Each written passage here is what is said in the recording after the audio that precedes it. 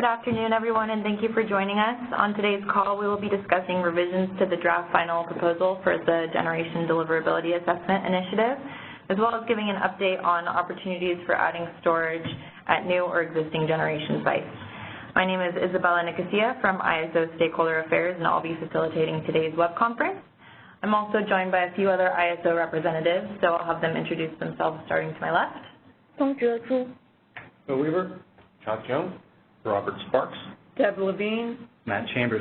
Devin Peters.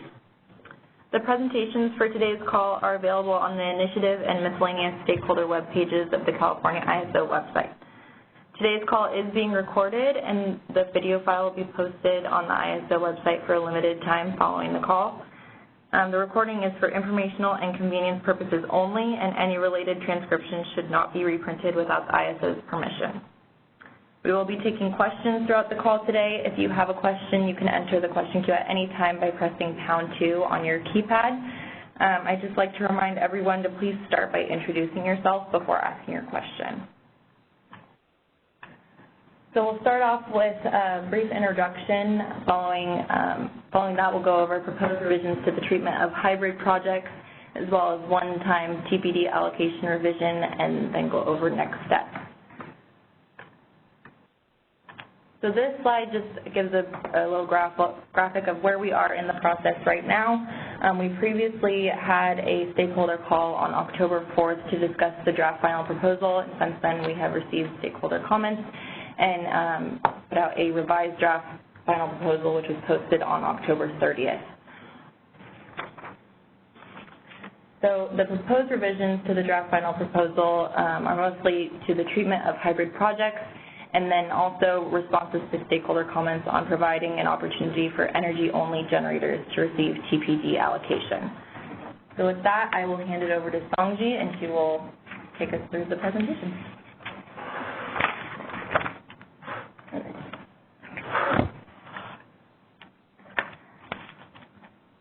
Okay, so based on the comments from stakeholders on the draft final proposal, we revised the proposal to simplify treatment for hybrid interconnection requests. So we have the two tables in the paper showing how the self-scheduling will be allowed. This is the first table that is for the wind and solar resources. So for here, the red line shows some revisions, mainly for clarifying purpose. So for both PCDS and FPDS, they will get the same treatment. And then the second clarification is for the new wind and solar generators in the queue prior to the OPDS implementation. We previously used grandfather, so we have changed the wording to OPDS selection will be assumed for all the FCDS and the PCDS projects. And further clarification is for Q cluster 10, 11, and 12. They haven't gone through the TPD allocation yet, so the FCDS or PCDS they are not certain yet. They haven't achieved that. But for the purpose of OPDS, as long as they select PCDS or FCDS in the original IR, they will be treated as OPDS.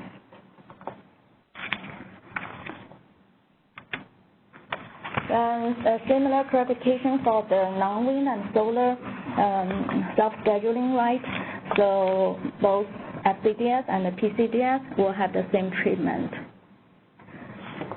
Then for the hybrid interconnection request, if the request includes solar or wind component, it will use the wind solar table up here.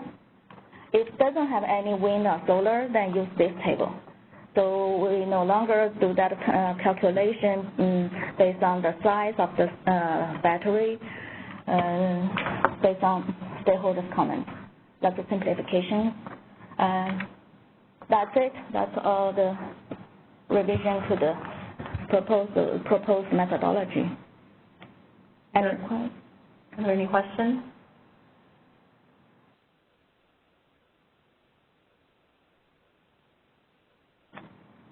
Lauren, are there any questions? Oh, hi. This is Susan Schneider from Genius Consulting. Can you hear me? Yes. Okay. I had a couple of questions. If you wouldn't mind going back to the table or to the first table. I'm not sure if okay. Well, if you go back to there you go. Thank you very much.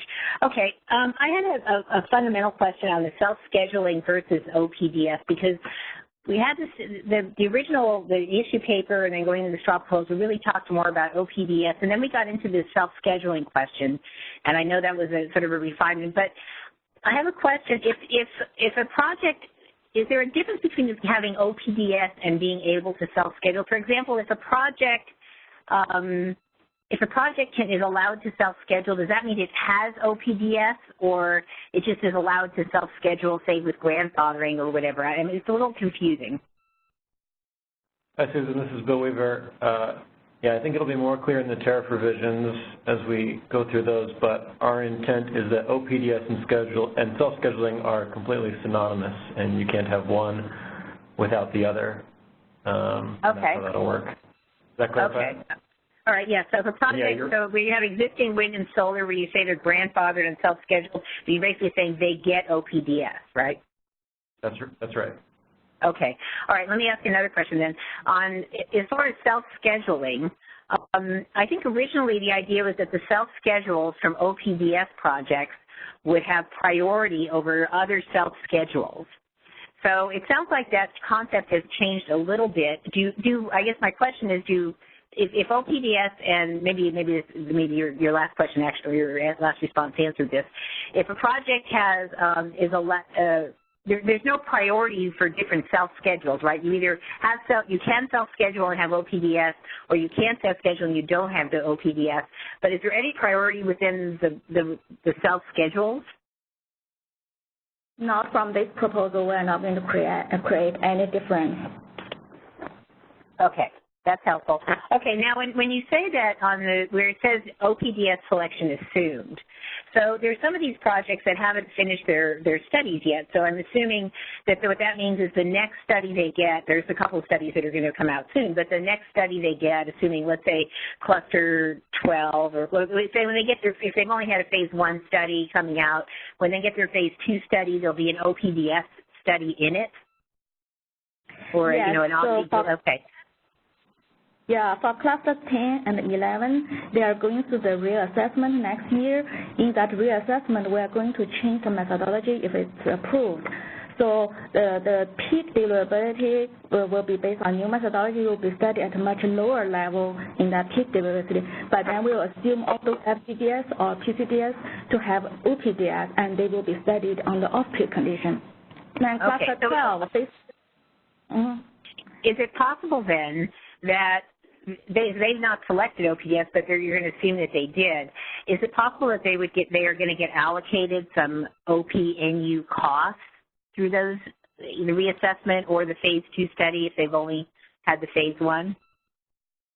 No, they will not select. We'll just assign that OPDS to them in the reassessment. And the reason that we are doing this is because their phase 2 study was performed on the old methodology. They were already studied at close to full output for solar projects. So we are expecting a smoother transition by assuming OPDS. So maybe some of the previous peak upgrade will become off-peak upgrade, but no new upgrade will be triggered. Okay, yes, all right. Bill, for those customers on the left of the column, whereas the customers on the right, the energy-only customers who are getting the one-time chance to request OPDS, that if they do so, they could trigger new off-peak network upgrades, and those would be added to their existing cost responsibilities, and their existing GIAs if they have them. Right, and that makes some sense because that's actually an election they make. I was thinking about the people who didn't really make the election. But let me ask one more question about that earlier group. For cluster 12, if I am counting properly, I think we're waiting for their phase 1 studies. And then their phase 2 study will be done with the new methodology and the new deliverability, the new off-peak assessment, right? Yeah, so we are going to assume every FC and PC request from Cluster Cloud already selected OPDS. Then after the phase 1, before phase 2, they are going to fill out the Appendix B. That form will be updated to include OPDS selection, so they can downgrade the OPDS. They can change from OPDS to non-OPDS. Okay, that makes sense. Now, can you go to the next table, please? Okay, so are you assuming also that all of these categories, do they also, since they're allowed to self-schedule, the non-wind, non-solar, okay, for the top two, the first two, are you assuming then, again, since they have schedule, they are allowed to self-schedule, then by our new vernacular, they are above PDS? Oh, sorry, could you say that again, Susan? So the okay, the first two categories, the existing non-wind solar and the new non-wind solar, because they're allowed to self-schedule and you said those were things were synonymous, do they also then, are they considered to have OPDS? Or are they just not eligible for it? That's what's a little confusing. Yeah, yes, they are. And I think, this table is helpful if you have one of these statuses, but I think it would be confusing if we wrote the tariff this way. The tariff will merely say that these groups are automatically, in OPDS, or in the case of the new energy-only non-wind solar, that they're not OPDS. Does that make sense? Yeah, so the first two categories, they would receive OPDS, and if they have, for the third category, if they have FCDS or PCDS, they would also get OPDS. Yes. Okay, good. And then can you go to the next page? I'm sorry, this is very helpful clarifications, by the way. Okay, so if the hybrid requests they're going to elect OPDS in the same manner, are you going to, when you allocate the cost of OP&Us, so let's say they're, 100 megawatt solar, 100 megawatt storage, and let's say a 200 megawatt project, just to make it an easy question. So they're a hybrid project from the beginning, and they would request, if they request OPDS, would they get, when you allocate costs of OP&Us that are triggered, are you going to use their full, you're going to only use the solar part to do the allocation to them, and as I recall, the solar was soon to be online, and the storage was just a mitigation thing, or how can you just clarify how you can allocate costs to something like that to a hybrid project? It will be based on a contribution from the solar or wind component. The storage part, it will be assumed offline. Doesn't contribute to the problem, but it doesn't mitigate either. Okay, and then let's say they later decide to have two resource IDs. Would both resource IDs have OPDS, or just the solar have OPDS? Does the same OPDS will apply to both? Okay, so the storage would also get OPDS. Yeah, because anyway, yeah. They would. Okay. All right. Choose for both components. Okay. All right. That's all the questions I had. Thanks very much for now. Looks like we have a few more callers in the queue, so we'll take the next question. Hi, it's Eric Little from Edison, and help me out here. Do we have any other resources that are restricted in their ability to self-schedule because they're not fully deliverable? And if not, why is this an appropriate treatment? The ISO's market simply deals with self-schedules as being a negative infinity bid, and if they still have to curtail, the ISO does, they just do it in pro rata cuts rather than economically. And while I understand that you would rather have your market solve that, it still happens with other resources. So I'm trying to understand why this is an exception and how this is non-discriminatory. It is still based on the market. It's just for the future new resources. If they don't want to fund any pathway to relieve congestion, then they won't be able to self-schedule. But all the other resources, they can self-schedule. That once that cannot self-schedule, they will just have to submit economic bid, which actually should help the market operation. So if I were to hook up a geothermal resource and not seek full deliverability for it, I was energy only, would that resource be able to self-schedule? Would they be able to do that, or do they have to bid? They have to bid if that is a new resource after cluster 13 and beyond. So the existing ones, their self-scheduling right is not affected. Okay, so we're turning this into a market in which any new resource is only going to be able to bid economically. There are no more self-schedules. That's what I'm understanding? Not every resource. Only the ones that don't choose FCDS or OPDS, which probably... I'm sorry, only those that don't choose OPDS. Full stop.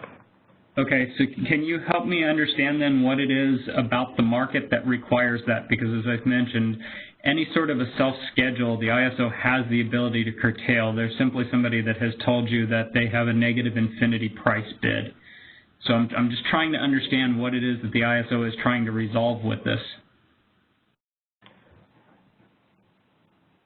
Well, you have to back up to you could ask the same question regarding the full capacity deliverability status. Why do we allow those to count for resource adequacy?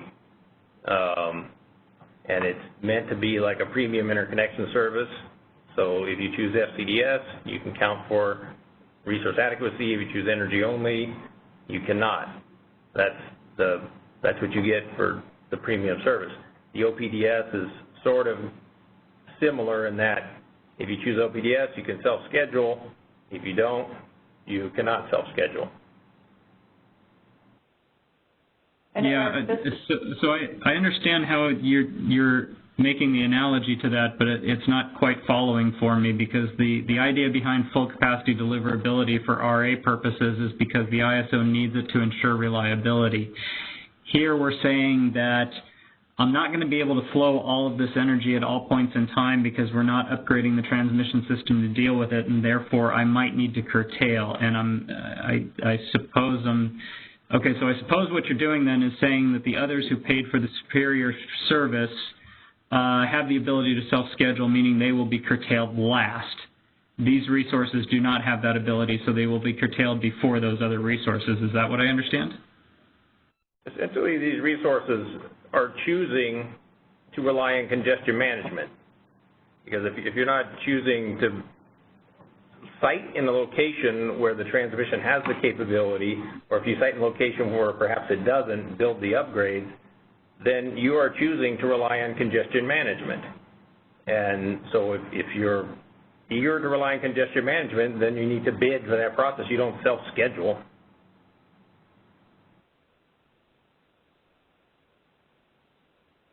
Okay, thank you. Take the next question.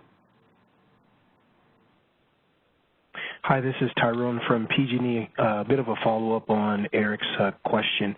One of the things that we are, that for a person who's obtained his OPDS status, the only way to take advantage of that option is to self-schedule. That's correct, right? Can you repeat your question? The only way to take advantage of the OPDS status is to self-schedule for a resource that has the option.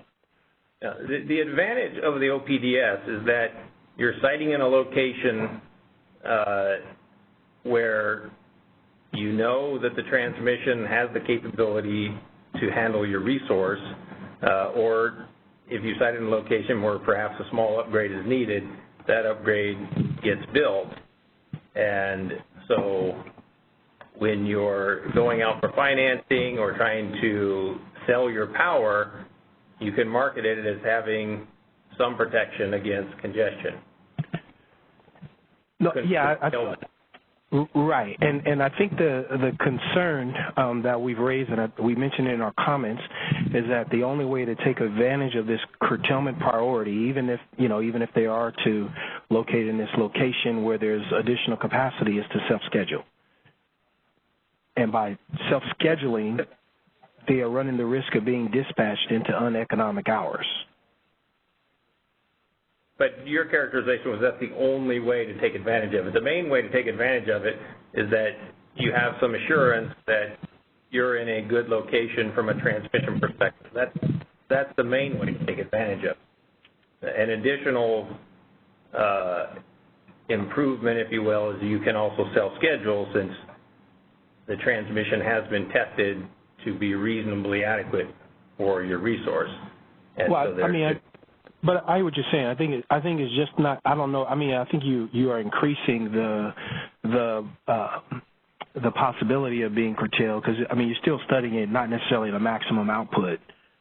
So there still is a little bit of the probability. I don't think it's entirely eliminated, but I think the point that we're concerned with is that with the way in which once these upgrades, say this upgrade is built and you've obtained the scheduling priority, versus the only way to take advantage of it is to self-schedule, where most would actually want to possibly economically bid so that they're not being dispatched into hours that are uneconomic for them. And it doesn't seem to be that, it doesn't appear that the incentives are directly aligned, especially if resources are in an area that is congested and they obtain this, but the only way to actualize the benefit beyond their trying to find a great location, and many of the resources just aren't, but if they obtain this benefit, then the only way for them to compete with it is by self-scheduling, and that's... But Tyrone, that's like saying the only reason we had FCDS was you could count for resource adequacy. We quickly learned from the majority of stakeholders that they were also relying on FCDS to have some assurance that they wouldn't be curtailed acceptably. Yeah, but we know that wasn't, I mean, but I think even the ISO has recognized in their comments that that was not the intent of FCDS. But it turned out that that was one of the benefits, and that's how it was being used, and that's what we were asked to preserve. So we're just responding to stakeholder comments. Right. No, and I guess what I'm saying is that even with, and I understand how I think it's just that it's a misalignment of the incentives, because I think the ISO even in the paper, which makes sense, is that you want to encourage more people to economically bid, but the only way in which you can take advantage of this status is to self-schedule. And for those resources that are self-scheduling, they are running the risk of being dispatched into uneconomic hours. And we're just mentioning that it just appears to be that those two things just aren't aligned, because if you want people with this curtailment priority, but then they're going to want to economically bid, but then the only way to take advantage of what's being built is to self-schedule. So it kind of seems to be defeating the purpose. The main way to take advantage is to have assurance that you're siting in a place where there's adequate transmission for your resource. That is the primary advantage. Understood. The next question that I had was related to the off-peak studies for existing resources that are in the queue. I think I understood that you said that those that already have FCDS status or PCDS status would already be granted the OPDS status. Is that correct? Yes. Okay. And my question, but then you mentioned that for those that are energy only, they would be given a one-time opportunity to be evaluated? Yes. So in that one time, yeah, go ahead. I'm sorry. Yeah, we plan to open that window together with the cluster 13 queue window. Gotcha. Okay. And so my question is for those new FCDS, will those be considered in that one time as well? FCDS? So FCDS already in the queue? Yes. We already assigned the OPDS to them. They don't need to go to that one-time window.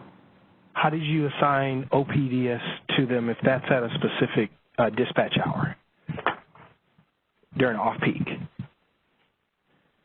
So OPDS is a selection by the customer. Just for the project already in the queue, we don't need them to make that selection. We just give them that status. Then based on that status, we are going to run the study using the methodology in the paper. So I don't really understand your question. there's an off-peak study that needs to be done, right? Yeah. Okay, and it doesn't sound like the FCDS resources that are in the queue have been evaluated under those study conditions. Okay, because the current peak deliverability methodology is similar to the future off-peak methodology. That's why we transitioned them into the OPDS, because we think that the results will be similar. Got it. But in those, but just to confirm some of the differences, the load is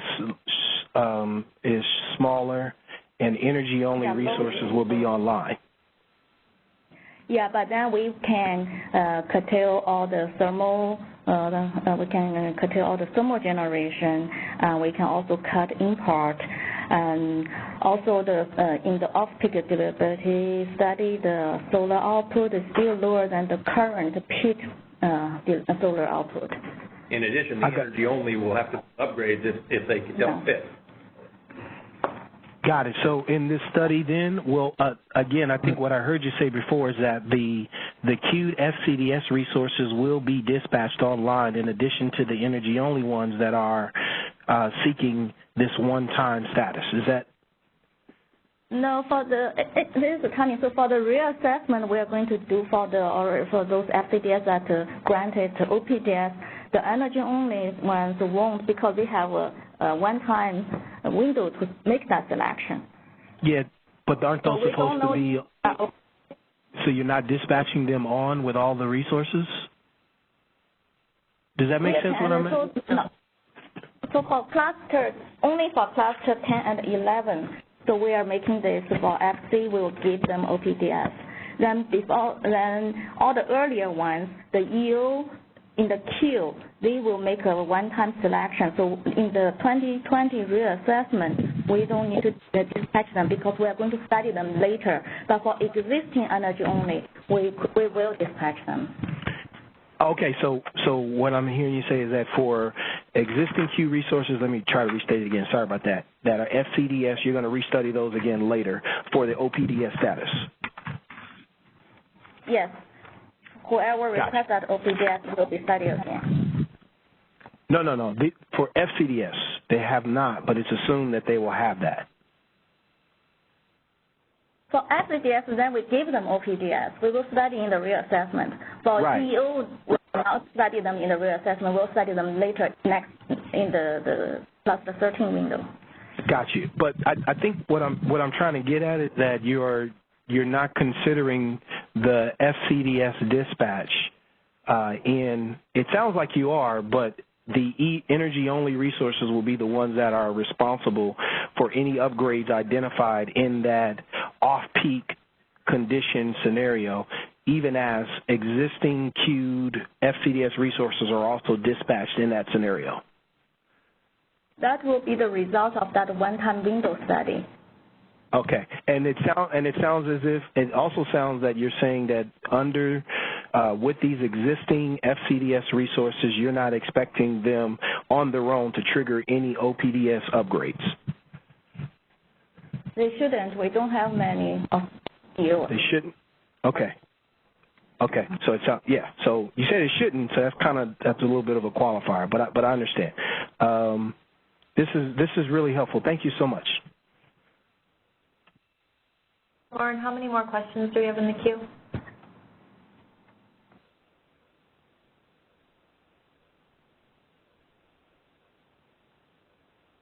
Lauren?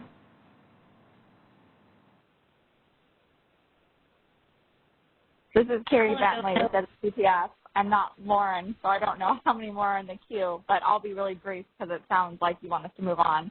I'll just say I support Eric Little from SDE's comments, and then with Tyrone's follow-up. I think that's a really important point, and we're struggling with it as well. Thanks.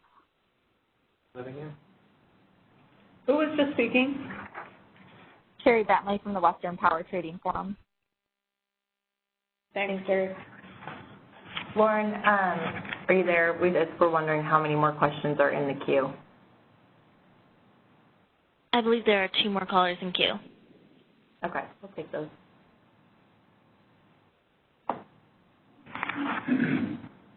Hi, this is Dario Shomawati with California Wind Energy Association. I actually had some basic questions for my clarification, but Tyrone's questions raised a lot of issues with me. First of all, you noted that the off-peak deliverability, the current on-peak deliverability assessment is similar to off-peak deliverability assessment. I beg to differ. On-peak deliverability assessment currently is happened during high solar production, but it's during very high load periods. I think most of the curtailments that people are worried about are going to happen during low load periods where a lot of, in spring and fall, and as such, I think the conditions are going to be different. I think the burden to deal with off-peak deliverability overloads will fall on energy-only projects, which probably are going to be mostly wind. And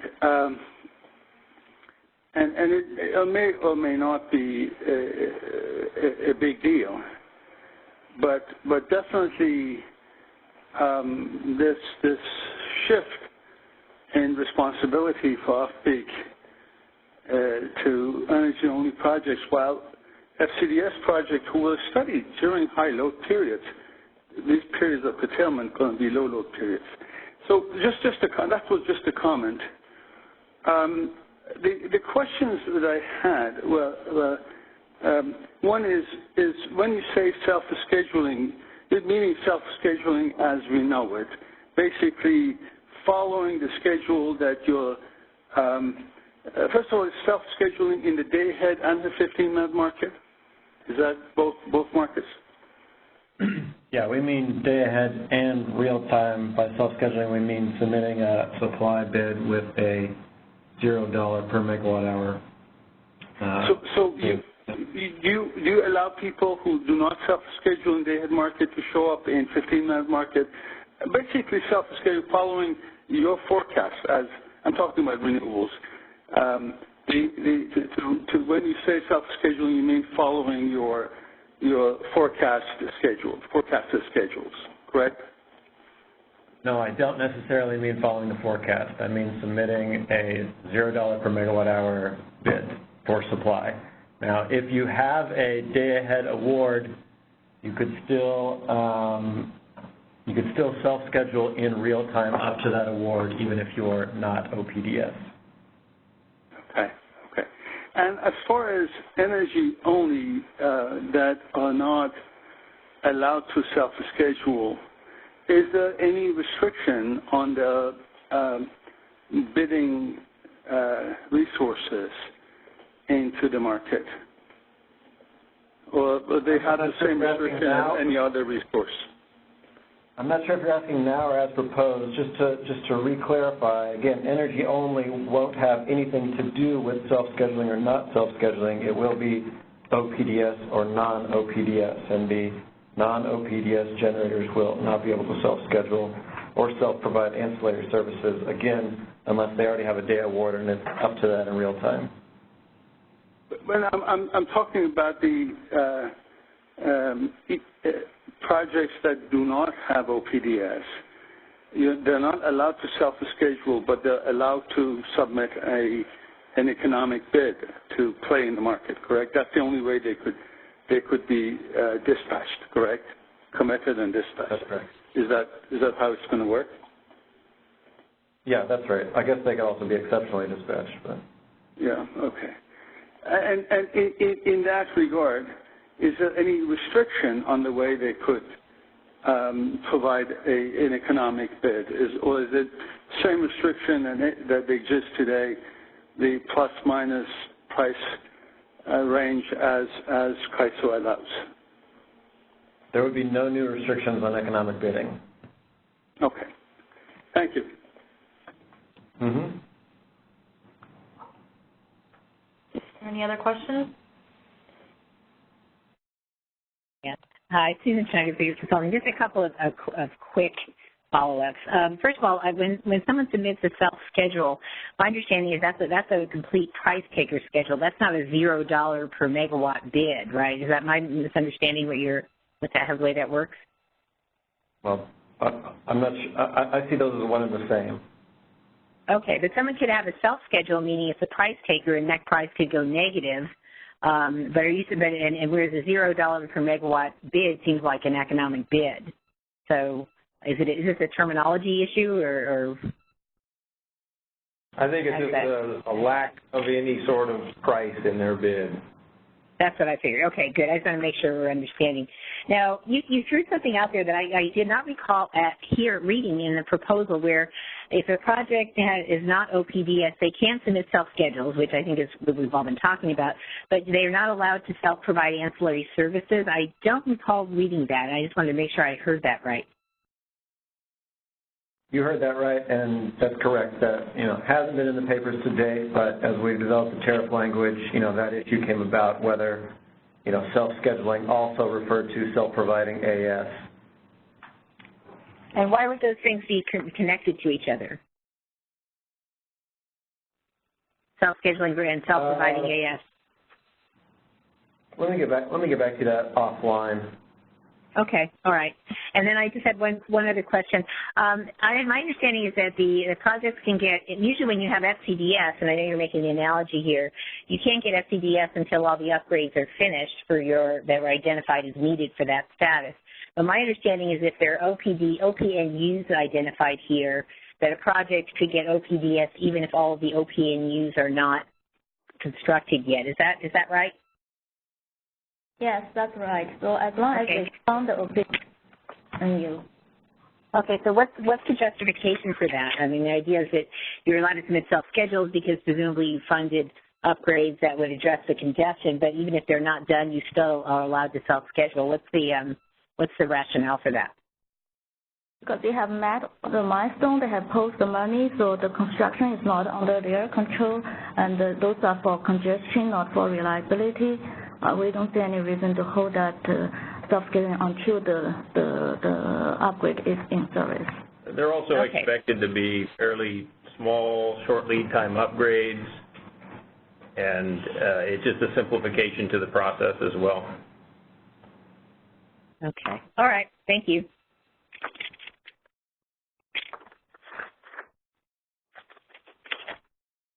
Other questions?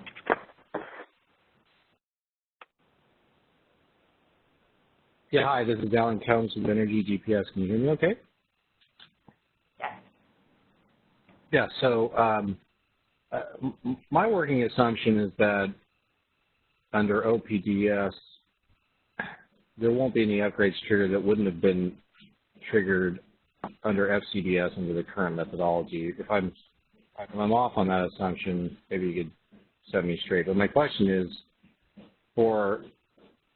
I'm wondering why Cluster 12 couldn't be given an option to choose to select off-peak deliverability service, OPDF, or OPDS, because they haven't had their phase 2 studies done yet, so isn't there still time yet to change the course of those studies?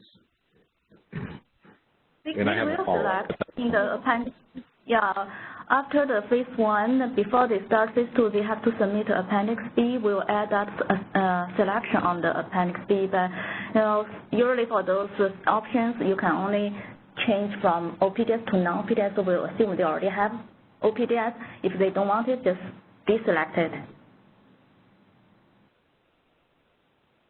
Oh, okay. I mean, I think that's an important clarification. So Cluster 12 will have a choice.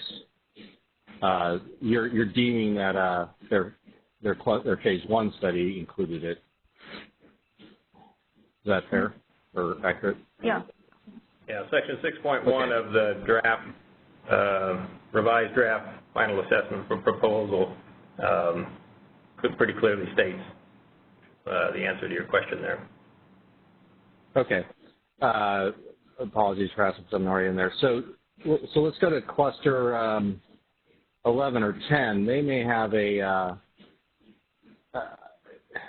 there's going to be situations where they may get hit with a optional network upgrade that's going to cascade down that is only going to come on reassessments. And again, I'm wondering if we're talking about, you know, next year or the year after, even clusters 10 and 11 could have choices to make because they're being hit with an optional network upgrade that now is no longer optional because on reassessment it cascaded down to their cluster. Isn't there a way that those clusters could also make a determination that whether they want to have off-peak deliverability service because maybe nobody wants that upgrade because that upgrade was from the prior methodology? So first of all, I don't think anybody has that optional network upgrade today. I guess you are referring to the ADNU, which is based on option A, option B. Otherwise, upgrades, identified upgrades, they are not optional, and we don't have any projects selecting option B, so we don't have any optional network upgrades to begin with. Yeah. Well, I'll clarify. I'm sorry. I think I meant the potential network upgrades. I would fail the test of all the acronyms now. I noticed they just got approved, but so they're optional. Sorry, they're potential network upgrades. So to be clear, they could have been an LDNU in clusters 8, 9, or 10, but on reassessment, they're de-scoped from cluster 8, 9, or 10, and they cascade down to cluster 9, 10, or 11. Why couldn't, at that time, the interconnection customers that are impacted make a choice about whether they want to fund that upgrade? Because chances are that upgrade was, if it was an LDNU, chances are that upgrade would not be needed except to meet the OPDF criteria. Well, if the upgrade is still needed, it won't be cascaded to the later cluster. Okay. I thought there are situations where an LDNU could not be needed for a cluster, but become a cost responsibility in another cluster. I mean, that's what potential network upgrades are, and some of the potential network upgrades use. When all the upgrades originally assigned all the projects originally assigned the upgrades withdraw, and then the upgrades could be cascaded to the next cluster, which whoever has that as a conditionally assigned network upgrade. But if the earlier cluster is still there, it doesn't get passed to the next cluster, and this is not changed by the off-peak study.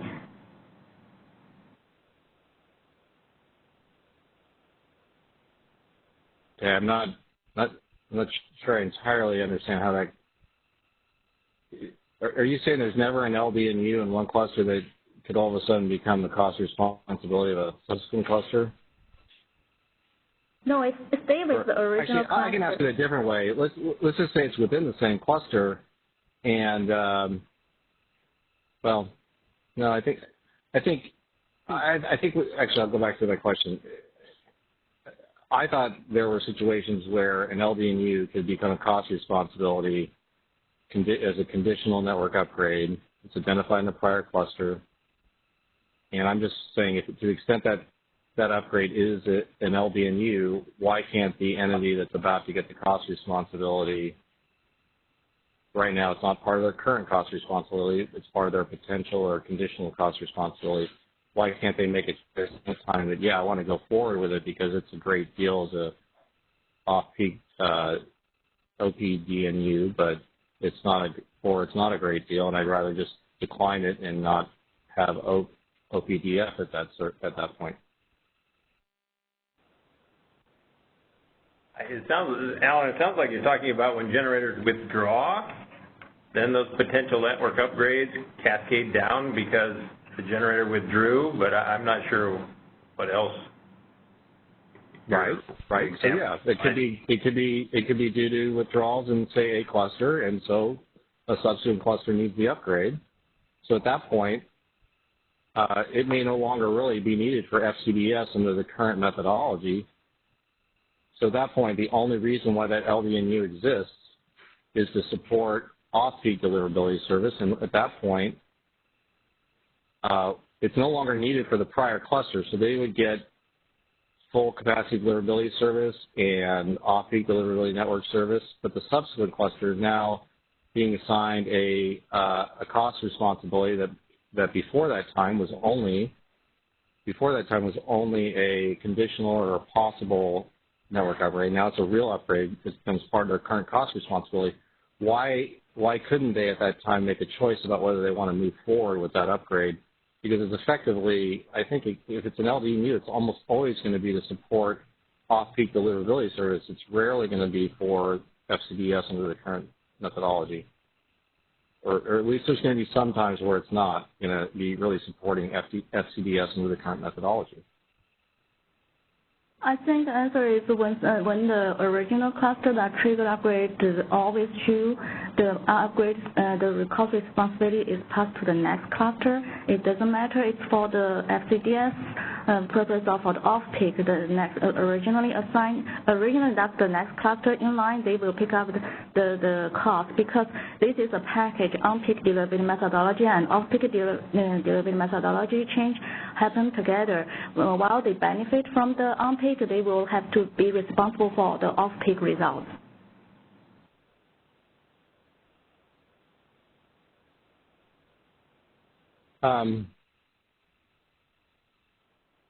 Well, we've already established like a project that in cluster 12 will still have a choice to opt out of off-peak deliverability network service, so I don't understand why a project on restudy could choose to opt out if the only reason that upgrade is needed is for off-peak deliverability service.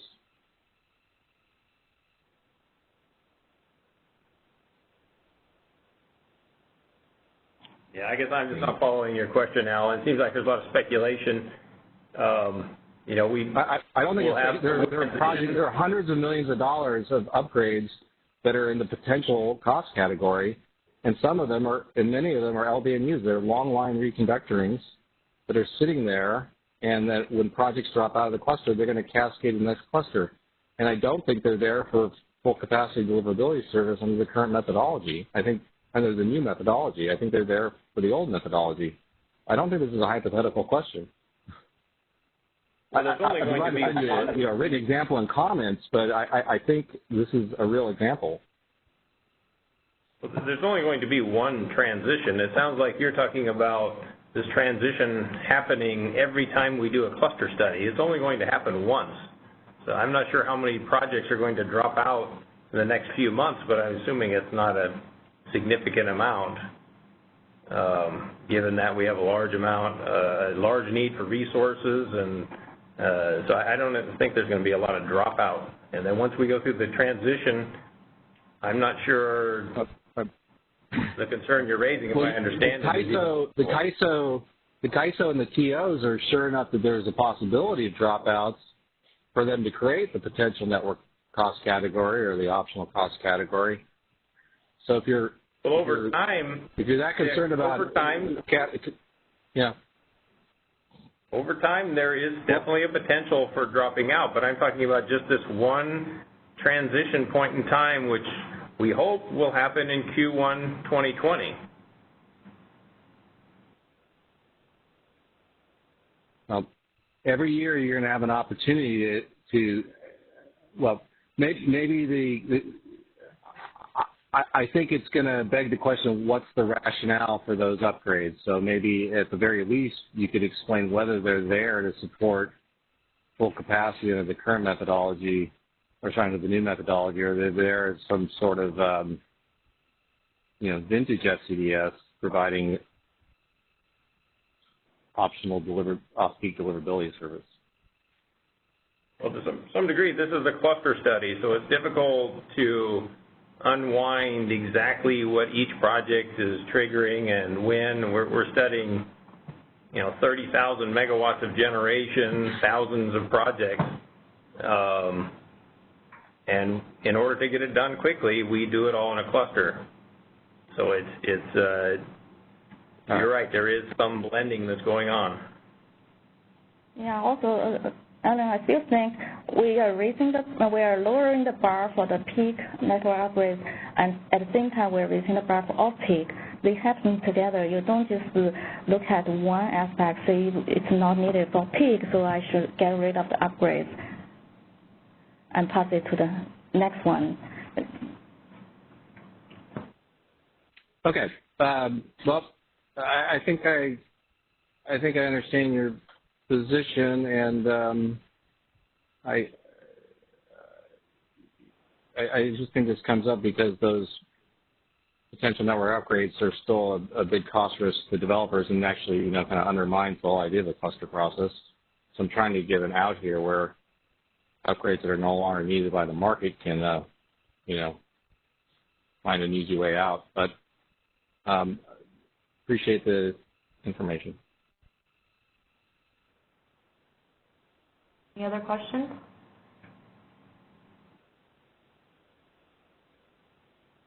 There are currently no additional questions in the queue. Okay.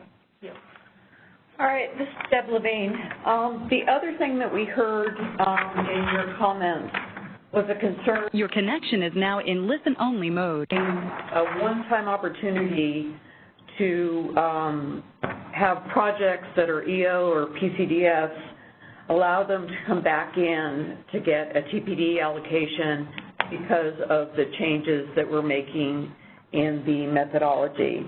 So what we're proposing is, because of the deliverability assessment methodology changes that are being made, combined with the generating capacity shortfall that has been identified by the PUC and the expedited generation development that is needed in order to meet that shortfall, we're proposing a one-time opportunity for all projects, in essence, to come back in and get a TPD allocation. So just a high-level overview, and then I'll go into the details of everything. A high-level overview is what we're going to do is, even though we just changed the TPD allocation into the 7 categories, we're going to supplant the current rules for this one cycle only, and we're going to go ahead and, in essence, the difference between the 2 allocation processes is that the one-time process is going to allow everybody to come back in, whereas the current process that we have in the tariff, and we will need to make a tariff change for this, only allows ICs that have completed a Phase 2 study that are still active in the queue to be able to seek deliverability by representing that they elect to proceed without a PPA. So this is just one time that we're going to go ahead and do this, and then next year for the TPD allocation, we will go to the rules that we have established in the IPE 2018 process. So looking at the group modifications, what we're going to do is, regardless of what cluster the interconnection customer is in, any interconnection customer selecting this option will be allocated TPD last. So in essence, what we're doing is we're taking group 3 and moving that, in essence, to the bottom and bumping up 4, 5, 6, and 7. And so group 3 will now be group 7, and group 1 and 2 are unchanged. Saying that again, you've got 1, 2, then it'd be 4, 5, 6, 7, and 3 as far as the allocation process is concerned.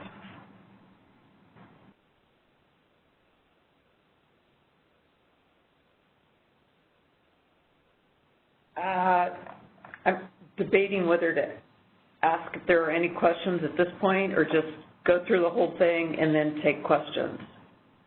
There's 3 already in the queue with questions. Okay, let's take some questions. Hi, Debbie. This Lauren. is Dariush with Calvian. So, Dariush? Hi.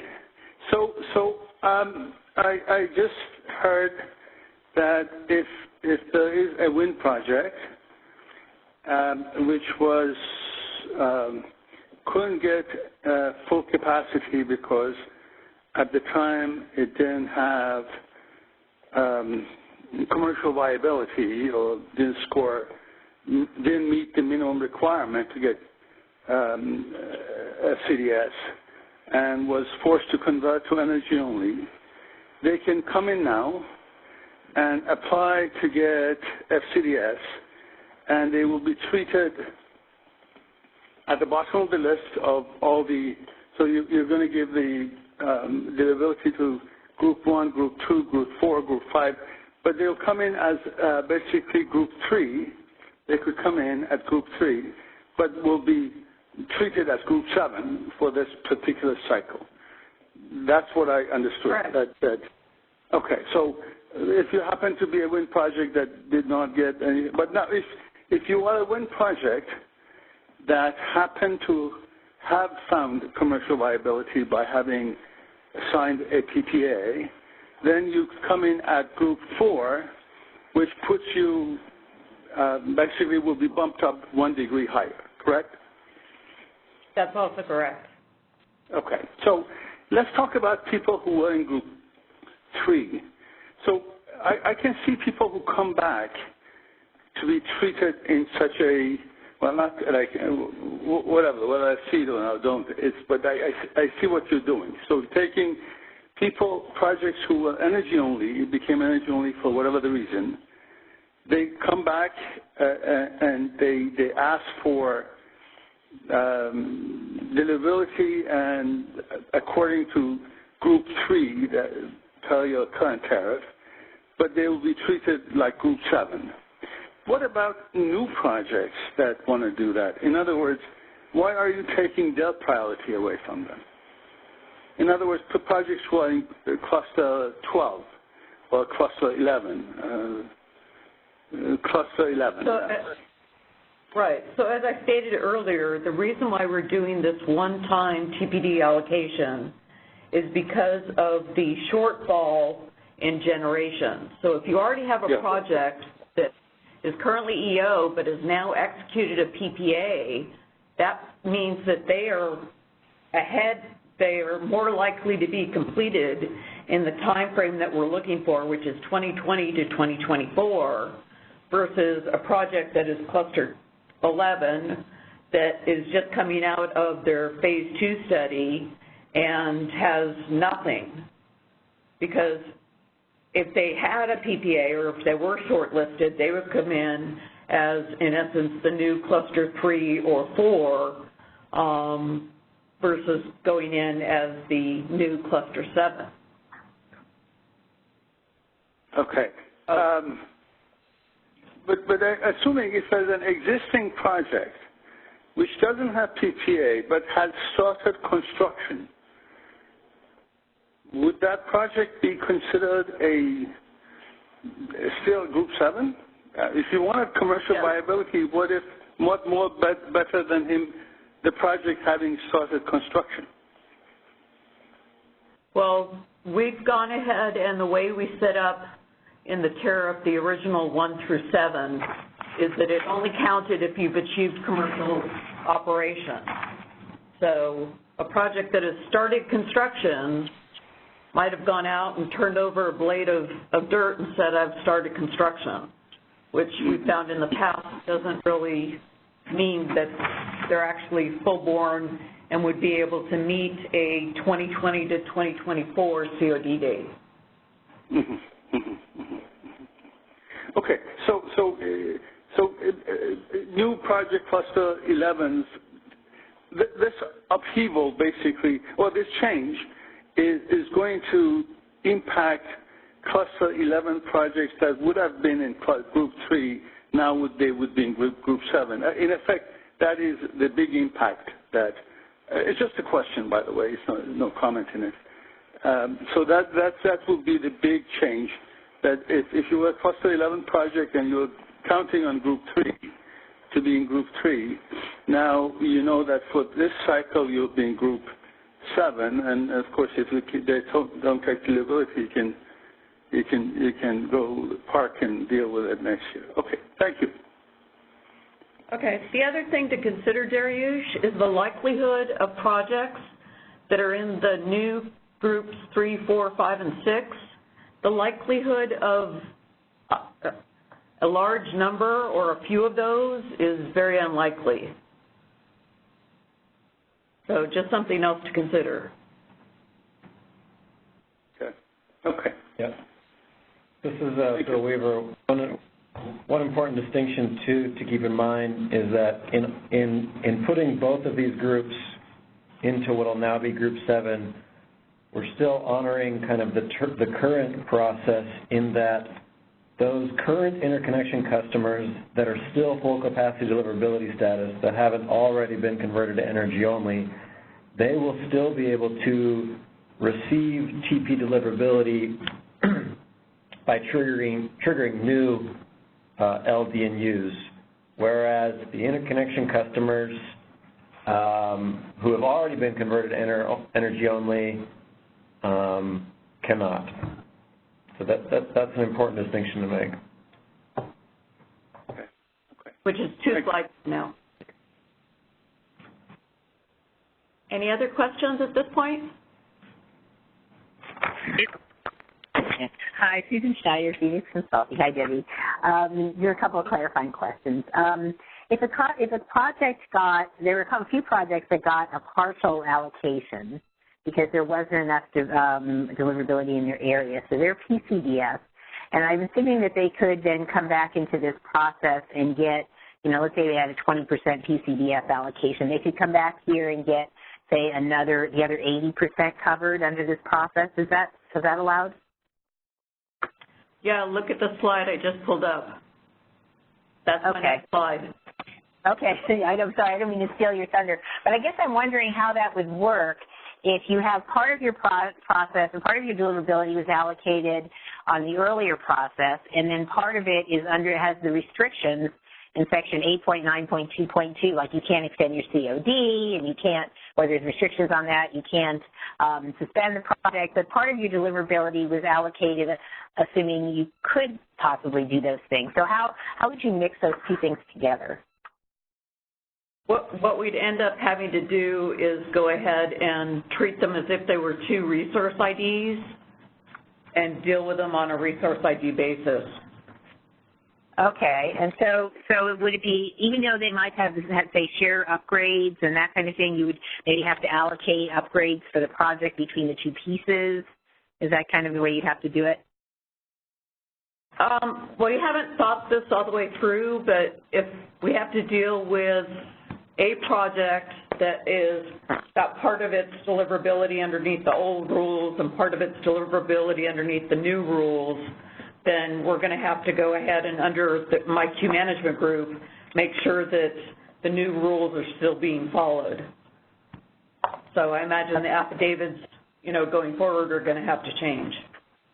Okay. All right. So it almost feels like a case-by-case thing where you might have to split up the cost of upgrades, or if they can suspend part of something or part of something else, you're going to have to still figure out how to mesh those things together. Yes. Okay. Okay. Thank you. Sure. Are there any other questions? Hi, this is Tyrone from PG&E. I wanted to confirm some information that was shared as it relates to the transmission or the TPD deliverability process in a previous call on the local capacity technical studies. As I understood, when they are evaluating the deliverability, there's an overlay of the hourly dispatch up to the NQC. And so my question is specifically, when you're doing this one-time TPD change, is that considering a dispatch at the new peak load scenario, the HSN scenario? You're talking about the LCR study assumptions, Tyrone? In the LCR studies, they're just dispatched at their NQC, I believe.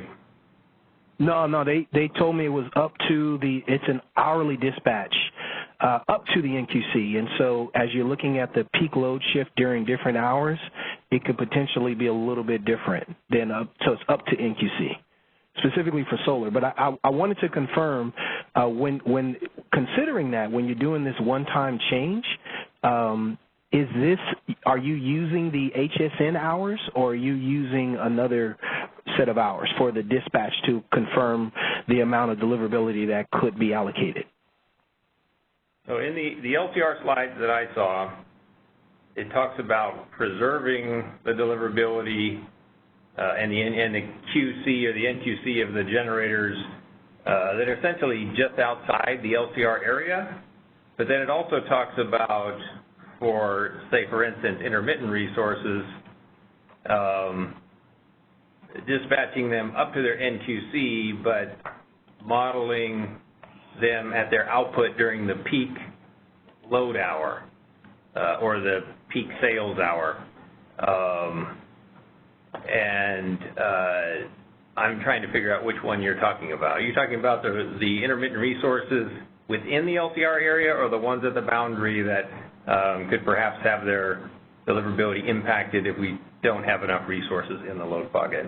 Well, just within the load pocket itself, as I understand, and what was described to me is that with that hourly dispatch, the overlay, they're looking at that peak sale hour, which, so for solar, for instance, it'd be, say 8 p.m. and solar would be 0, and that's why it's up to NQC. But for that specific hour, they're looking at an hourly dispatch, which I understand. So what I'm really trying to understand or confirm is, when you guys are doing this one-time study, is that going to correlate with that as well? So are you looking at the HSN hour, which is roughly 8 p.m., and then I'm assuming that there would be a corresponding dispatch, say, for solar or what have you? This one time only refers to the grouping. So the TPD allocation study methodology doesn't change. It will be based on the proposed deliverability methodology. There will be both scenarios studied, but primarily for TPD allocation purpose, the secondary at the SSN is more stretched, so the allocation is pretty much based on the SSN. So you're going to do... Does that answer your question, Tyrone?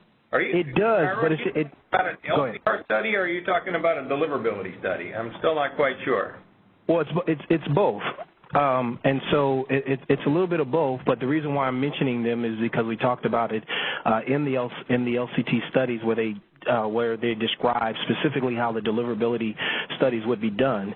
And the way they described it is that it would not coincide with what I just heard, which is the secondary system scenario. It would actually coincide with the peak sale or the HSN scenario. So what I'm hearing is that you're saying it would be with the SSN? I think I heard someone say that.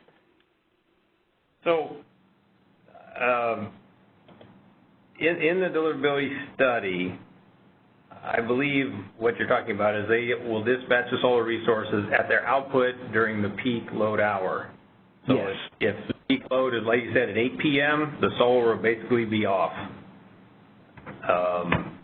And essentially we'll look at actual production from those resources and dispatch them at their actual production during the peak load hour up to their NQC. That's my understanding of what you're talking about. But I don't think there's a direct tie between the highest system need and the secondary system need study that we're talking about here, other than the fact that the highest system need study does also focus on the peak load hour, the sales hour. So there is a little connection there. But well, I think there is the connection that I'm drawing, and correct me if I'm wrong, Robert, which is simply this, that the way in which you've kind of described the deliverability studies for the HSN is that, hey, this is the hour in which we are aiming to meet reliability, and then the secondary system scenario, you're saying, hey, that may trigger these area deliverability network upgrades, and that will be studied in the transmission planning, as a policy upgrade, not necessarily as what I think you've described as a reliability upgrade. And so the reason why I think it's important is because if you're describing the HSN as that reliability hour, and that's the hour in which we're preserving deliverability, what I heard said earlier is that you're going to evaluate under this one-time scenario the SSN, but that doesn't correspond with how you're preserving deliverability in other regimes under the HSN. It corresponds with that particular hour. Does that make sense? Maybe I'm drawing too many connections.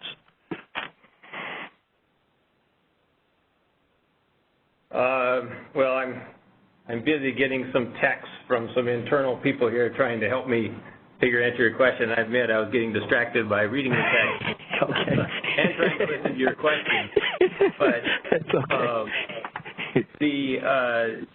The one thing they pointed out is remember that the deliverability study is really about system RA primarily, and the LCR is about local RA. So I don't know if that helps you or not, but RA is RA to me. Yeah, well, but we don't have the supercomputer model that does a production cost simulation, for a million possible system scenarios. So we have to break the system up into pieces and study it in pieces under certain conditions. But absolutely. But anyway. The other point is I think there is some connection. The highest system need, we are studying very low solar output levels, and in the LCR study for the peak, it's assuming very low solar output levels. So there is some, there definitely is consistency there. Although in the deliverability, we're studying 1 in 5 peak load because it's more focused on systems, so sort of in between the 1 in 10 and the 1 in the 1 in 2, which is used for system RA. So there's just, this is a very lengthy discussion. I think PG&E had questions like this in which we responded to in the last stakeholder comment in our response matrix. So hopefully you saw our responses in the matrix to similar questions you were asking, and hopefully those help. No, I didn't. Okay, I will go back and take a look at that. But I think one thing to just make mention is that if you are using the secondary system need for a 1 in 5 system, I do think it is diverging from what you're describing as your peak reliability hour as the basis for preserving deliverability for other resources. So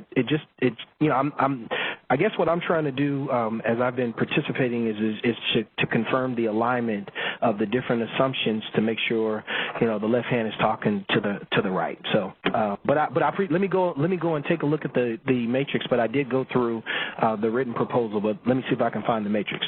Thanks, Robert. Okay. Are there any other questions? No additional questions in the queue. Thank you. All right. So on to the slide that Susan wants me to talk about.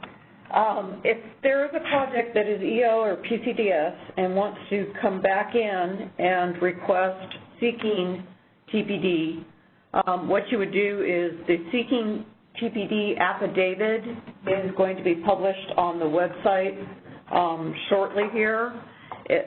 What we'll end up doing is going ahead, and the first part will be if FERC does not approve the one-time TPD change, and then the second part of it will be if it's asking additional information, if FERC does approve the one-time TPD change. So you'll need to fill out the entire affidavit when you submit it. Those affidavits will be due December 3rd, which is what we put out actually a month and 2 months ago, actually, at this point. And the $60,000 deposit will be due at the time that the affidavit is applied, and that on December 3rd.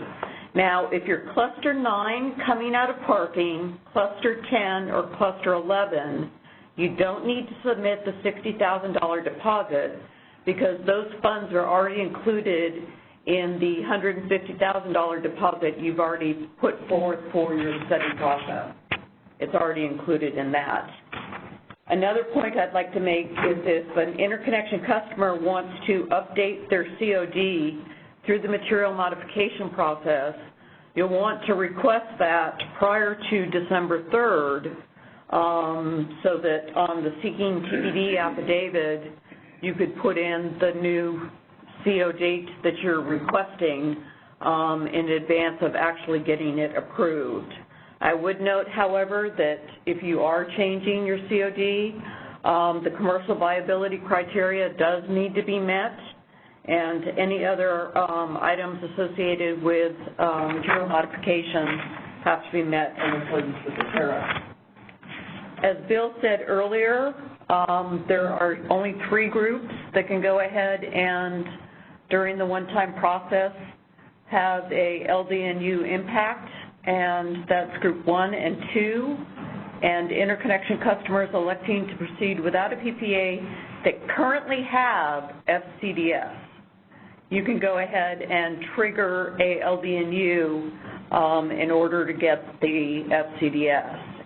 Any other projects, energy only, and it should also say PCDS, cannot require new LDNUs to achieve the FCDS. And yes, this is the waiver. I would say that's consistent with the existing tariff. So that was our intent here. Correct. Correct. I was also we did some analysis on what we have in the cluster, and I mean, to Susan's question earlier, there could be some PCDS generators that might be online, but I don't believe we have PCDS generators in the queue currently. In any case, what Debbie says, what Debbie said stands for how we would try to treat those, but it might not be an issue altogether. All right, and as we talked a little bit earlier about the allocation order, if you look at section 8.9.2 of Appendix DD, 1 and 2 are staying the same. What is now 3 is the old 4. So those have not achieved their COD but have executed PPAs, or have achieved COD and have executed PPAs. So they're moving up. The new 4 is the old 5, which is they have not achieved COD, but they're actively negotiating, or they're on a short list, or they have achieved a COD and they're negotiating a PPA or actively on a short list. 5 is the old 6, which is they've achieved COD and originally requested FCDS or PCDS. 6 is the old 7, which is they've achieved COD and are just sitting out there. And as we said, the new 7 is the old 3. So the reason why I went through that so fast is just to go ahead and go to the next slide to point out that in order, if you're going to elect to proceed with a power purchase agreement, please make sure you look at section 8.9.2.2 because there are, as Susan pointed out earlier, certain obligations that you have to undertake. You're ineligible to extend the COD after the December 2nd timeframe that I talked about earlier for requesting a material modification. You must accept the TPD allocation if you are given one. You cannot forego. You have to forego parking. You cannot go ahead and park. You have to take the TPD allocation. You will not be allowed to suspend your GIA. You may not delay providing your notice to proceed once that date is established in the GIA, and you may not modify your COD beyond the earlier of what's in your interconnection request or 7 years from the date of the CAISO receiving your IR. And failure to meet any of those is a result in converting the GIA to energy only. And then just let me go through this one more. We are going to be adding one additional qualifying group for numerical score to the extent that there's insufficient TPD to allocate at a given point in time. So we'll go with the first 3 qualifying groups that we have, which are in section 8.9.2.1, which is permitting, financing, and land acquisition. And then for this one-time process, we're going to add a 4th category, which will go ahead and give you points. If you can have your project online in 2020, you'll get 10 points, 2021, 8 points, 2022, 6 points, and 2023, 4 points. And similar to what's in the tariff today, to the extent that we need a tiebreaker, we'll use the LDNU cost estimates followed by the weighted least square algorithm. So that's how we'll go ahead and do the allocation process. So with that, are there any questions?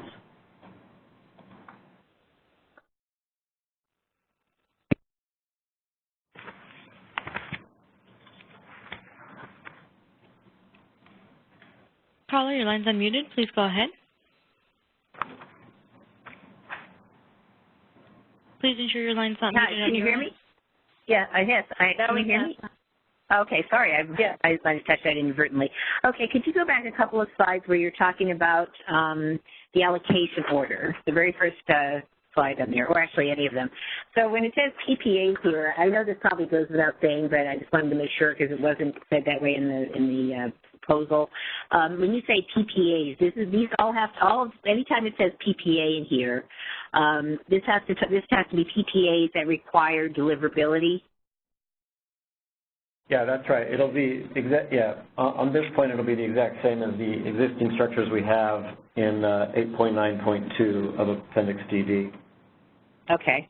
Okay, and then could you go to the slide, the 2 slides down, the one-time TPD process. Okay, and where that last bullet where it says modify its COD, it should be also may not modify or may modify. I'm trying to figure that out. You're right, may not modify beyond the earlier of. Okay, all right, I just wanted to make sure that was clear. And then this point system on the next slide, is that only for group 3, which is now group 7, or is that for all of the allocation groups? Well, it's for whatever group is the last group that is eligible for TPD, but we can't meet all the needs of the group. Okay, so that could be an earlier group than with what is now going to be group 7 for this time, right? Yes. Yes. Okay, and is the rationale because of this the capacity, supposedly capacity shortage, that kind of thing? Was that the reason for doing a date-based thing? Yes, exactly. Yes. Okay. And the reason behind why we're doing this one-time TPD allocation. Okay. And then when are you proposing to make the tariff filing? I'm assuming there will be a tariff filing. Yeah, this is Bill Weaver. My goal, as always, is to not have neither stakeholders nor FERC despise me. And so with that in mind, that may be impossible. We want to provide the right timing for stakeholders to be able to comment at FERC, but also for FERC to be able to review, knowing that the holidays are imminent. So I think the current plan is to stakeholder the draft tariff provisions imminently and aim for a first week of December filing date. First week of December? First week of December, yeah, which would give, commenters, it would give everyone time to write their glowing comments in support of our proposal before the holidays.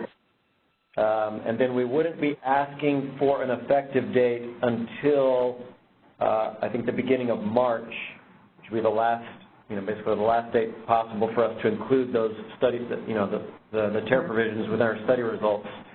And that way FERC would have enough time to review the comments, but wouldn't have to be, wouldn't have to start preparing its order until after the holidays. That's our intent and current plan. Okay, so the board meeting is on like the 13th and 14th or something like that. Is that right for this month? Of November, yes. November, okay. So between the 13th and 14th, 14th of November and December 1st, are you planning to do your, for lack of a better term, called traditional ability to review the draft tariff language before you file it? Yeah, like I said, my hope is to get the draft tariff provisions out imminently. Okay, so maybe even before the board meeting? Yes, I would hope so, yes. Oh, okay, all right. Okay, thanks for that clarification. I appreciate it. You're welcome. Any other questions?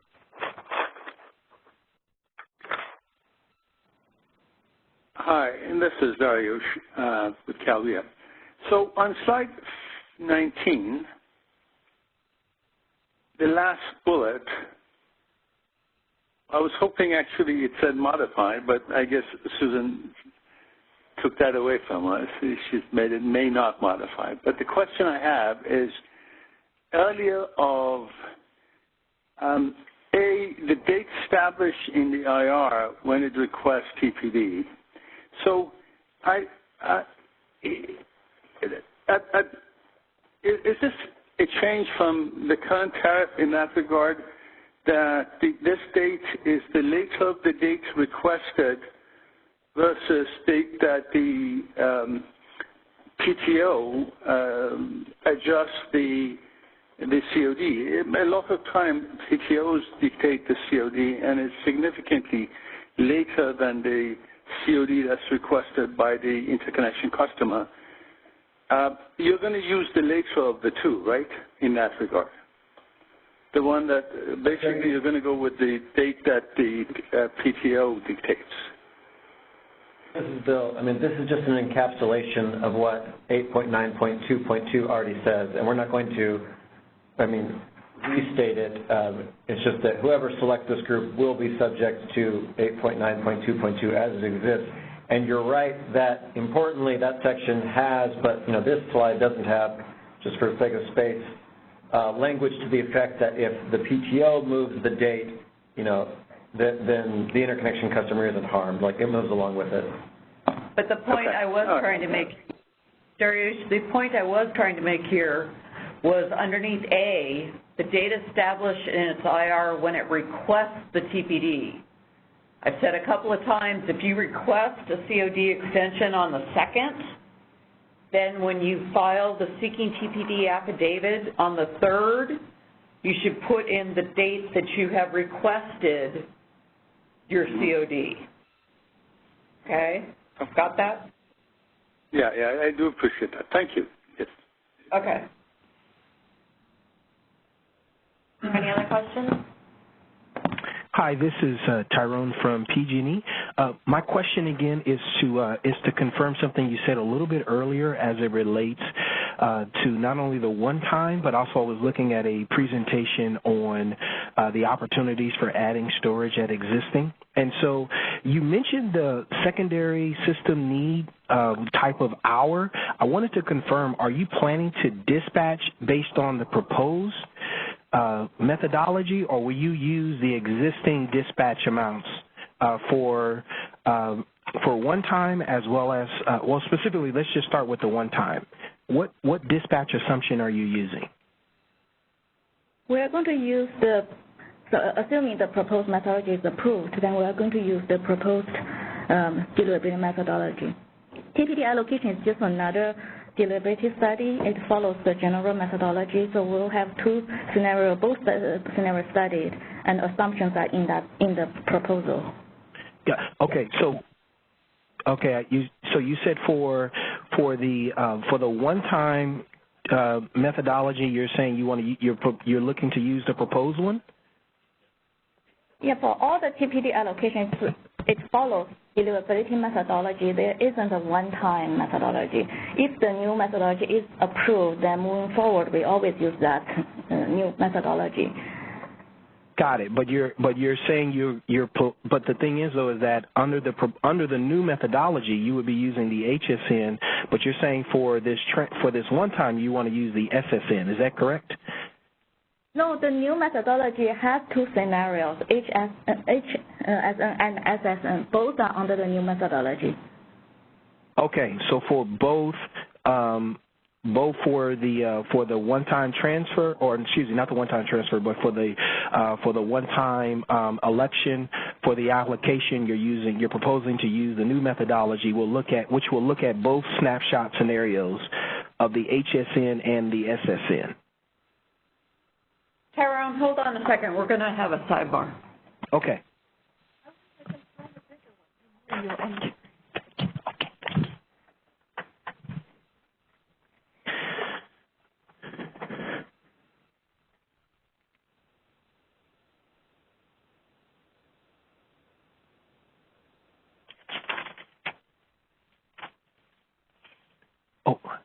hold on 1 second. I'm on the phone.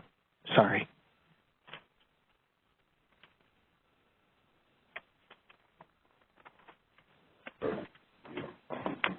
Okay, we're back. Hi there.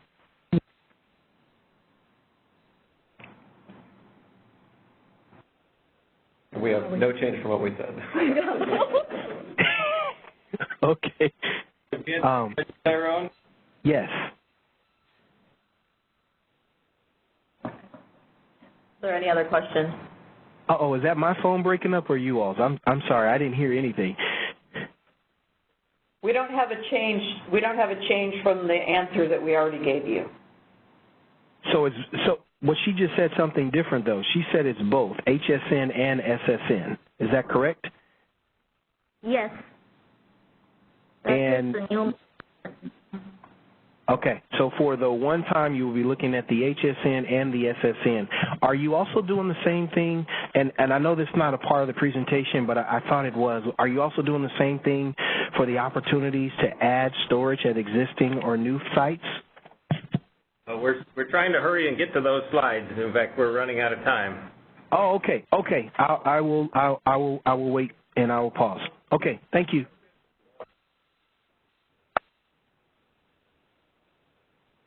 And there are no additional questions in the queue. Oh, the next steps. Yep. So just this last slide real quick.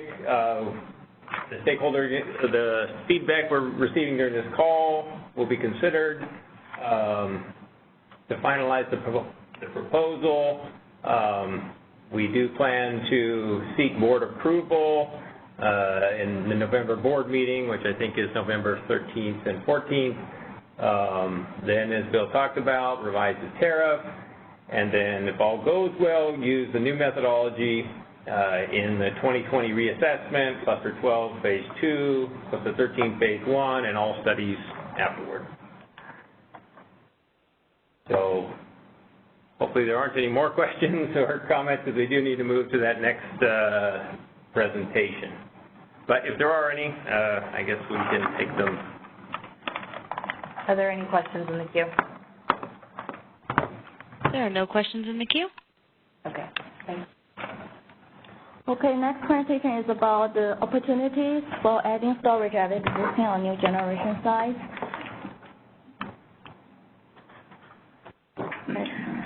Following the October 10th stakeholder call, we got some comments. Mainly, the stakeholder raised two concerns. One is about the short timeline to submit the MMA request to add storage, and the second one is some stakeholder proposed a revised approach for transferring deliverability. So on the first item, the revised timeline. Initially, we had that by December, the customer should submit an MMA request, and by January 15th, all the entire package needs to be valid. So now we have relaxed that. So by December 2nd, you must submit an MMA request together with the MMA deposit, and you submit the package for all the power flow data. And those power flow model must be valid by January 15th. Then there's additional time for you to work on the remaining deficiency, if any, that is mainly for the dynamic model. And we extend that to complete submission by February 3rd and valid by March 15th. So what's due on December 2nd, you need the completed IR request, Appendix 1, then the Attachment A to Appendix 1. That please download the most recent version of the Excel document on the ISO website. We recently updated the Excel spreadsheet. Then you must include the load flow model, also including the short circuit data. Then by February 3rd, please complete dynamic data file, the single line diagram that matches your power flow model, site map, and the inverter spec sheet. So we're anticipating quite a few MMA requests, so we're going to evaluate those MMA in a batch processing mode. So we'll kind of incorporate MMA evaluation into the 2020 reassessment analysis. We'll run the 2020 reassessment reliability analysis using the model from MMA request. If the results show that we identify new reliability concerns, and then we are going to look which MMA request caused that reliability concerns. The MMA request with the highest impact on the newly identified concern will be deemed to be material. So we'll do that one by one, remove the modification one by one from the highest impact to the lowest one until that reliability concern is removed. And the ones that got removed will be deemed material and will be rejected. I'll finish the presentation, then you can ask questions at the end. So the second piece is about the approach for transferring the deliverability. So we have explained that the deliverability transfer is based on the study amount under the current methodology. So the change now is we are going to use the study amount under the current methodology to calculate how much can be transferred. Then once it's transferred, we are going to use the proposed methodology to determine the deliverability status for the transferred facilities. So under the current methodology, this table shows for different technology and in different study area what's the study amount. So wind is between 32% to 47%. Solar is between 87% and 93%, depending on where it is. So this is the current methodology. This will tell how much deliverability you can transfer from. Then once you transfer to the new facility that includes some storage components, we are going to use the proposed methodology to determine the status of each facility. So based on the proposed methodology, there are two scenarios, HSN and SSN. Then depending on the study area, for solar wind, there are different study assumptions listed here. So there are three scenarios. You can try to size the battery properly such that after transfer, you can take advantage of the difference between the current methodology and the proposed methodology that have both the original facility and added battery to have FPDs. And the second scenario is you want to fully transfer the study amount from the original facility to the batteries. So you will leave the original facility as energy only, and then the battery will have whatever status based on the transferred amount. And the last is in between the scenario 1 and 2, you may end up with partial deliverability for both original and added batteries. I have some examples to show each one. The first one is deliverability transfer. Your goal is to size the battery properly such that you can have FCDS on both solar and the battery at the end of the transfer. So originally you have 100 megawatt solar. So the study amount based on current methodology is, but in this example, is 92 megawatts. It has FCDS. Now you want to add certain batteries such that both solar and storage will still have FCDS.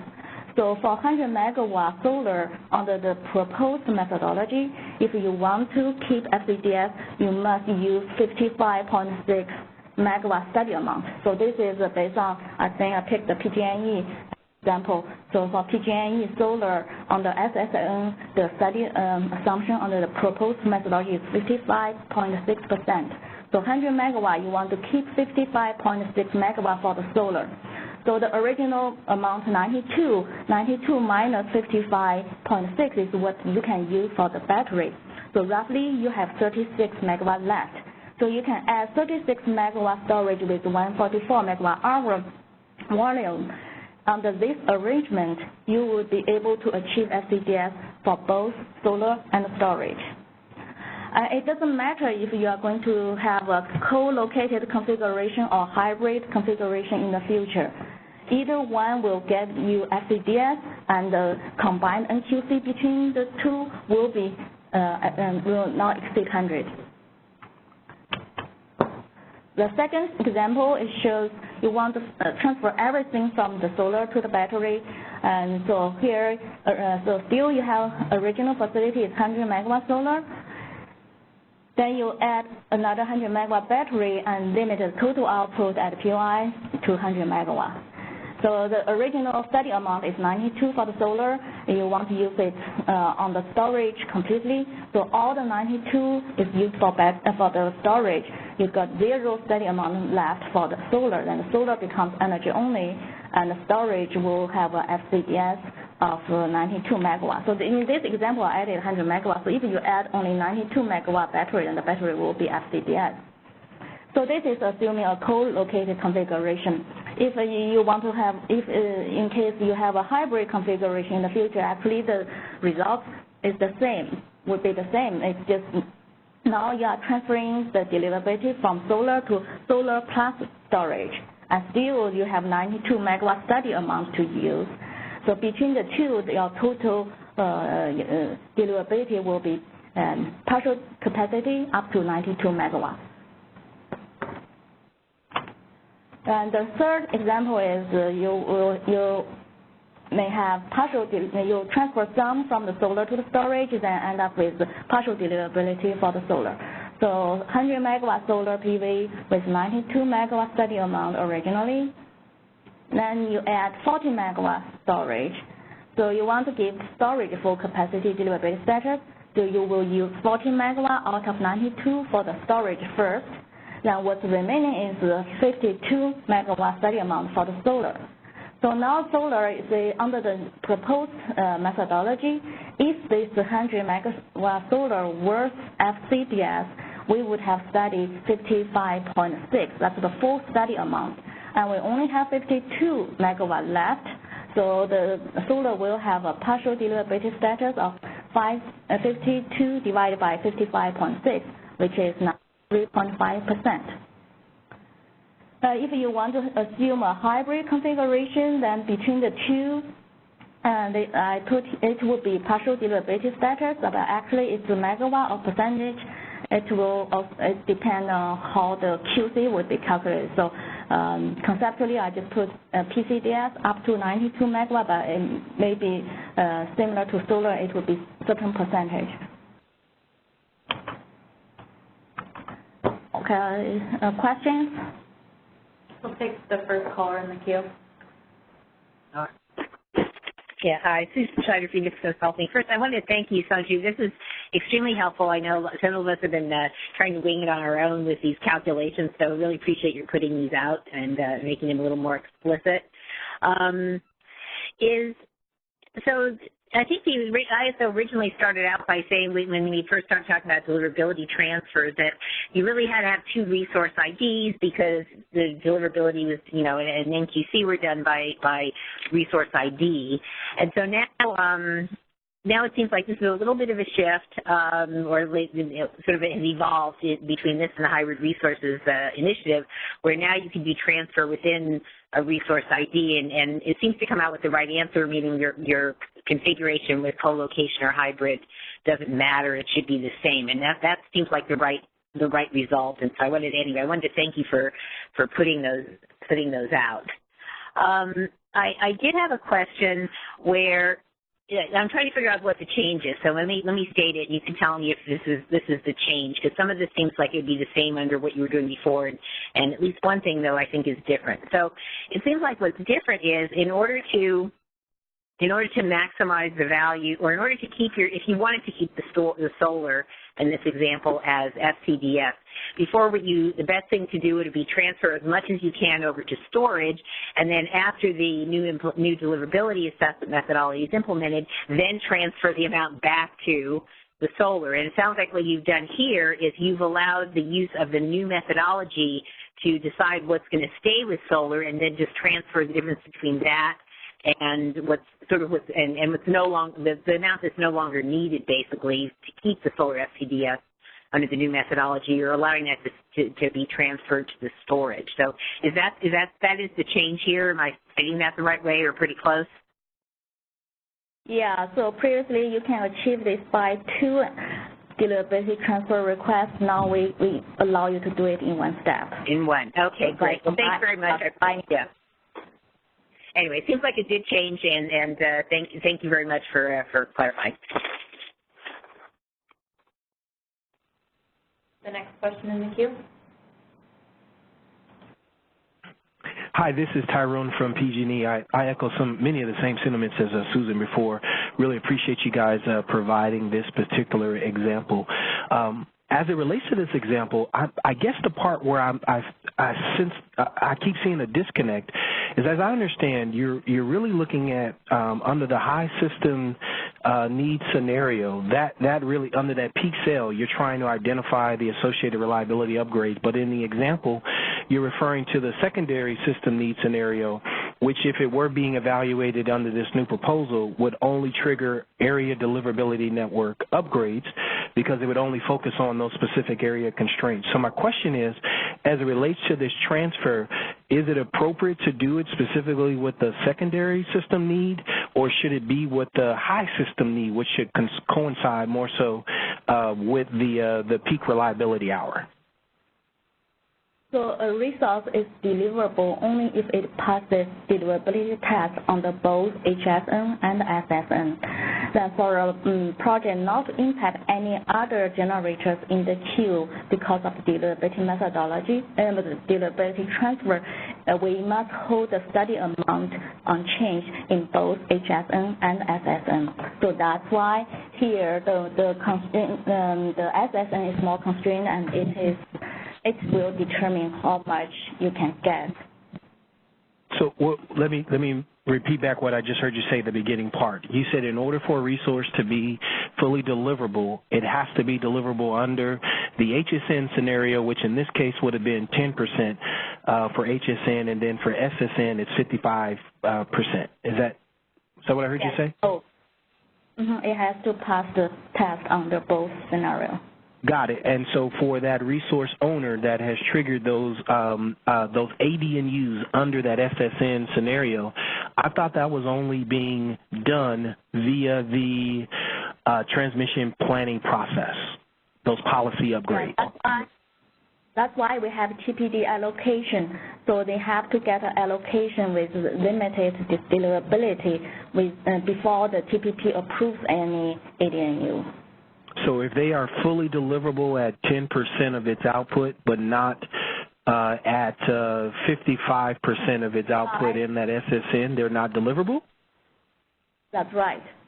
Okay. Would you give them a partial or nothing at all? Partial, it is based on, so like the last example here I show, right? So if we still have 52 megawatt study amount left, we can give it a partial of 93. It's not 0 or 100%. It could be partial. Got it. Okay. And so I'm just making the tie to the methodology itself as well. And that's what I'm trying to do. So with the new proposed methodology for interconnecting resource, if they are, say, solar and they're studied specifically in the HSN scenario, they build the associated upgrades for 10%, but then there are some area deliverability and upgrades that have been triggered, but those will be identified in the transmission planning process. And it's not until those have been completed would that resource be able to obtain FCDS. No, it has to go through the TPD allocation first. If there is enough deliverability to allocate, then it will achieve FCDS when the local upgrades are in service. But if you're talking about after they've gone online and done a bunch of other stuff. But I'm saying specifically, initially, you're saying that in your studies you would say these are the area deliverability network upgrade that would potentially have to be done, and then your local LDNUs that would need to be done. But then once they actually go online, there's a potential opportunity through that annual process, through your TPD process, where there may be capacity available for them. Yeah, if they get allocation, then they can have FCDS.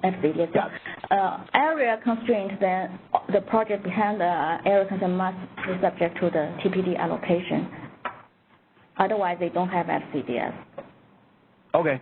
So if they can deliver so I think I got you. Okay, so that's why you guys are saying, because in one, okay, now I think I'm tracking, because before I think I heard you say the SSN scenario would be evaluated, but it sounds like you are doing both, which is what you mentioned on your second response. So, and that makes sense. Okay, thank you very much. Is there any other questions? Hi, this is Dariush. A quick question and procedural question.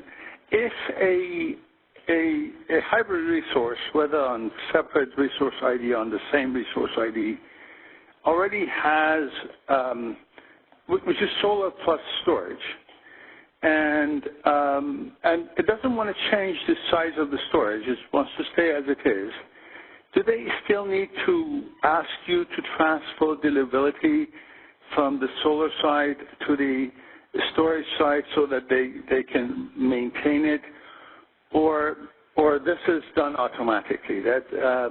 And I'd like to get the answer on the two scenarios on a single meter or a single resource ID or two resource IDs. So you mean the IR already includes both solar and the battery, and it already requests FPDs? That is correct. Then there's no transfer needed. When we use the new methodology, we just apply the new methodology to it. Okay, so you will, if for example, the resource happens to be in a cluster maybe 10 or 11, and it had a combination of solar plus storage, and they just want to keep the storage the same, but previously for deliverability purposes, you may have looked at it based on its solar capacity. You will automatically transfer whatever deliverability capacity that the project has to the storage side, so that when the NQC of the solar side drops, the project as a whole still retains its deliverability as it had in the beginning. They don't need to tell you to do the transfer for them. They don't need to transfer. It's just how we study the project may be a little bit different because we have a new methodology for the solar part. But from the customer perspective, there's nothing changed. It requests FPDs, it continues to be FPDs, and subject to all the rules for FPDs. Maybe will benefit from the new methodology is with the new methodology, probably we need a less upgrade, and it's easier to achieve that FPDs, easier to get TBD allocation. No, the point that I have is this. It was solar plus storage. It achieved FCDS, and it's given a certain NQC. I was wondering, I'm assuming based mainly on its solar side, and now that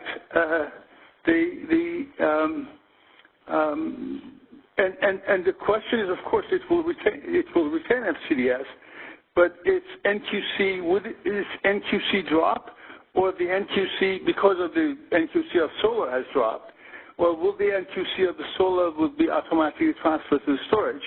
So there's nothing they have to do. So if NQC happened to be 92 in the example you mentioned, and they had, by luck, had selected the right size of storage, then they don't have to tell you anything. The NQC remains still at 92, even though the solar side NQC has dropped significantly. You don't get NQC transferred at all. So the NQC is different from this. What we're showing here, 92, is a study amount. Your NQC, if it's deliverable, then it's just the QC value. The QC value is whatever the CPUC has determined. So you don't transfer any NQC value between the solar and the study will give you FPDS. FPDS will let you take the whole QC and get that as an NQC.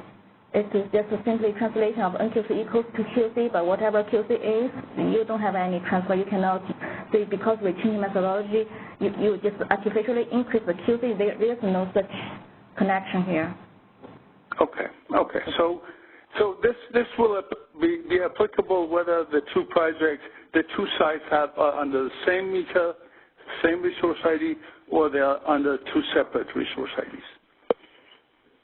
You'll get the same QC as for the total combination, even though they are on two separate resource IDs.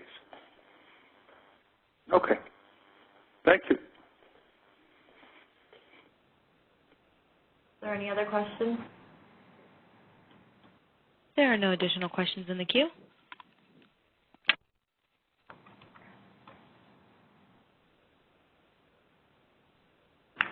Okay, then that concludes today's call. Thank you all for joining us, and have a great rest of your day.